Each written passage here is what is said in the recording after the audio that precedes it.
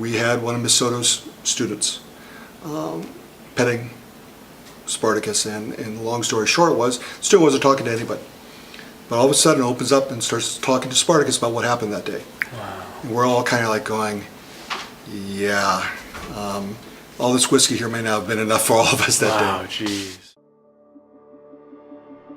I do not know you, but I am your brother. You do not know me, but I am your protector. I will run into a burning building to save your life. Though I do not know your name, I will take a bullet for you. Though we've never met, I believe in duty and sacrifice of self. Your family is my family. Is my family. Your life is my duty.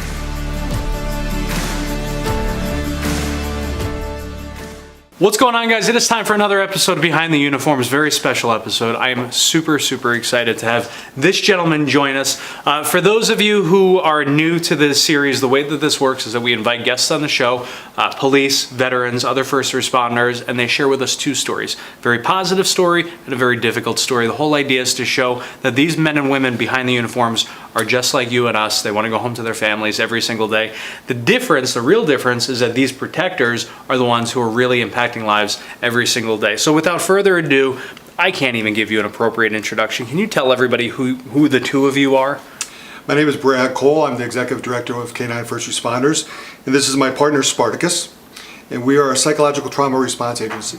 That might be the best name I've ever heard. Yeah, Spartacus kind of fills his name. Now, you know, it's funny, Brad and I connected a month or so ago, and we've had several guests who have come on the show since then who have said, I got a guy for you to meet. I got a guy for you to meet. And so, you know, I couldn't not have you on the show. So why don't you give everybody some context, talk about the company a little bit, and then we'll go maybe low and then high on stories. Okay. We are a psychological trauma agency that responds to tragedy, crisis, violent incidents for the schools and communities, as well as behind the scenes with first responders. As a police officer recently told us, we're the first responders for the first responders. Wow. What? Where do you want to start? You want to start high? You want to start low? You choose. All right. Let's go low. Okay. Sandy Hook Elementary School shootings impacted everybody, obviously, in Connecticut. My office is next door to Sandy Hook. And given my background and training, and at the time Spartacus and I were visiting Yale New Haven Hospital, we had full privileges throughout the hospital. So we approached the crisis teams at that location that afternoon, and we said, here's who we are, here's what we offer. Do you need some psychological trauma resources? And they all kind of looked at each other and said, yeah, we never really thought about it before. And so what started as a few hours helping the next morning when the crisis center started opening up, lines started forming because counselors wanted a tool to use with the children, because a lot of the counselors didn't know what to say themselves. Sure. They were impacted. And that started a process we were there through Christmas afternoon before we took a break ourselves. We worked anywhere from 10 to 15 hour days. Wow. And working with the kids. But the low time of that was really on, I think on the Monday morning I was driving into Sandy Hook. I'm trying to keep Spartacus up. We're working long days. And I'm telling him he's a good boy. I love him. He's great, doing a great job. Keep it up, Spartacus. And I had to pull over. I started crying. Here I am telling my dog he's the best thing since sliced bread at the worst event I'll probably ever be at in my life. And the juxtaposition of that, Sure. I needed a check to be able to get myself some sort of equilibrium again. Sure. And to do that. So it was a way for me to release and reset so I could serve others moving forward. How did you guys deal with that? I mean, and talk to me a little bit about what a dog like this does to help these children. Whether it's the children or with the first responders, we do as well, because we did both at Sandy Hook. Dogs are proven, and the literature is very clear, they reduce blood pressure, stress, and anxiety. They also drop communication barriers. So physically, when you're lowering the blood pressure, stress, anxiety, your negative stress hormones are also dropping. So all the negative stuff is dropping, and we engage, and the dogs are used as a mental health hall pass. Sure. Someone coming in a student, a teacher, a parent, doesn't have to talk about what they've seen. They don't have to talk about anything. But they can sit and just pet the dog, and at their own speed, their own pace, share what they want to. And that's what occurred. And we would invite our friends, quote unquote our friends in, which would be a counselor or a support person, to sit with us. So you may have 5 or 6 people in a circle just with the dog. And all labels disappeared. It was not police, it was not fire, it was not EMS, it wasn't a parent.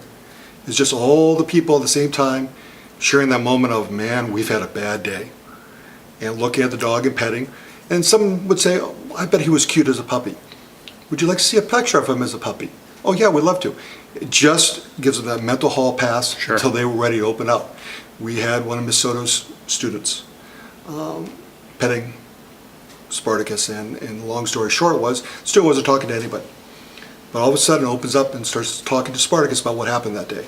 Wow. And we're all kind of like going, yeah, all this whiskey here may not have been enough for all of us that day. Wow, jeez. And with various students that were in the school, or had brothers and sisters in the school, or the teachers, and even the first responders. We had St. Bernard's over with them. Wow. And all right, well, now you got to bring me high. okay. The high side of it is, and it's a mixed feeling. It's high and it's low at the same time. Is that we know when we leave, we've done some good. Our teams, we have 27 of us right now, with another 10 coming on board in a month, we know we've done well. We know we've made an impact. We just don't know how much of an impact, because oftentimes when you go to a doctor's visit, you have the beginning and end. You have bookmarks. Yep. We don't. We are a bridge. We're a pass-through. We'll meet you when you come in and you don't want to talk to anybody, but you know you should be there, and we work with you, we get you talking, and we pass you to the next phase of support. And we don't take names, we don't take numbers. We do this for free, we're all volunteers. And so we oftentimes don't know how someone ends up. So while we know we've done a good job, because people will track us down, or they'll follow our dogs on Facebook, because oftentimes people want to keep in direct contact with the dogs. So a lot of our dogs have Facebook pages. Huge followings too, right? Yeah, one of our dogs, Gizmo, who's a resident here in Manchester, has 172,000 followers on Facebook alone. Allie, can you get an interview with Gizmo, because I got to figure out how he got those numbers. That's incredible. Yeah. And it's all organic numbers with Gizmo. But our dogs aren't a particular type of breed. And so all different personalities, all different. Sure. I can walk right into command staff meeting. I've been there, done that. That's fine. They can respect me. They know what I'm there about. But there's a child that sees a woman who's 56 years old, who's retired, with a little dog. Can relate to that as well. Sure. Can you explain to people the difference between the treatment that you bring first responders and kids, or whoever is in need, through with these beautiful creatures, versus the perception of when people hear these days about therapy dogs being brought to college campuses after a presidential election, anything like that? Because there is a big difference, right? There is. What we're trained to do is to work on scene or shortly thereafterwards. So we're seeing the very raw, open emotions. It could be anything from, we've been called on scenes for line of duty death, death by suicide of an officer. We've been called in on infant deaths with police, fire, EMS, all just traumatized due to it. And so we're trained to work those environments. And our most important training is what not to do. Sure. We know what to do, we have the skill sets if we need to, but our job is to plug and play, is to connect and engage with that person, do it sooner than later. There are a lot of excellent organizations, a couple of them national, that do a great job at crisis and disaster response. They come in with Red Cross or FEMA 48 or 72 hours afterwards. But trauma starts at hour 0. And there's that 48-hour window where what we call memory consolidation occurs. So if your stress hormones are sky high, you have a greater chance of acute stress disorder or PTSD. Gotcha. So that's what we do. We use the dogs at that particular point. So it's mostly, the dogs have to be able to handle a lot of environments. You can tell Spartacus is really stressed out here. But they have to be able to handle a Class A office space with granite to emergency department or field triage tent. But in most cases where people don't make the next phase of training are the handlers. They're just not equipped to handle what is at them. And it's not good or bad, just some people can handle these things. Sure. Hundreds of thousands of people are going to watch this video. What's your ask? How can they help? We need funds to grow and expand our network. We do it carefully. We're doing it in a calculated fashion. We don't want to grow so quickly that we cannot provide a good service. We do it as a business model. We're all volunteer. We do not charge. We do not pass along costs. 95% of us work full time.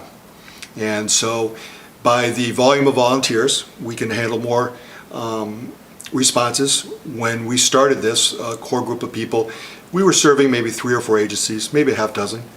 We formed as a nonprofit, and now we're approaching 60 agencies in 4 states. Get out of here. And we're just October 1st going into our 4th year. So we want to make sure everything's done right, because we're only as good as the last person we serve. Sure. So volunteers and money? Yep, volunteers and money, and be able to, deployment costs. I mean, obviously unrestricted donations are always appreciated, Yep. but corporations, for example, we have Watson Foods out of West Haven, big sponsor of ours. They training, uniforms, radio equipment that we use, printing needs, they step up to the plate. We have PSEG, we have Carter Mario injury attorneys. They all do it, and a lot of times we can't really recognize our sponsors, because if we're interviewed at, say, the Marion Sanchez homicide in Milford, we're not going to sit there and say, oh, by the way, we want to thank X, Y, and Z. And that's not why they do it. That's not Sure. why they support us.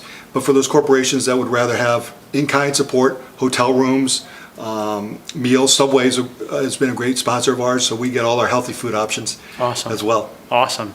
Well, Brad, thank you so much for joining us on this Thank you, episode. Kyle. Appreciate it. Guys, for everybody watching, we ask very simply, help us share these stories. Hit the share button. Guys, it's going to take you 2 seconds to share the story, and you may just make a huge impact on some lives. And we have a donate button on our website, which is k9fr.org. Awesome. We'll link that up. Guys, share this episode. We'll see you next time. God bless America.